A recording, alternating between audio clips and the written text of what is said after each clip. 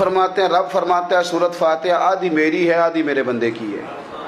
جب اس نے کہا الحمدللہ رب العالمین الرحمن الرحیم مالک یوم الدین ایاک نعبد و ایاک نستعین، جب یہاں تک وہ لفظ کہتا ہے تو یہ حصہ میرا تھا۔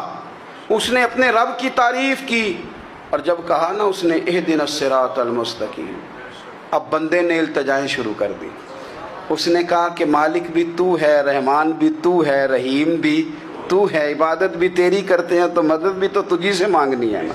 اب مہربانی فرمانا اہدنا الصراط المستقیم، ہمیں سیدھا راستہ دکھا دے، صراط الذین انعمت علیہم، ان لوگوں کا راستہ دکھانا جن پر تو نے انعام کیا ہے، غیر المغضوب علیہم ولا الضالین، ان کے راستے پہ نہ چلانا جن پر تیرا غضب ہوا، جو گمراہ ہو گئے ان کے راستے۔ تو نماز میں جب ترجمے پر آپ کا غور ہوتا ہے تو آپ کا تو دل خود بخود لگ جاتا ہے۔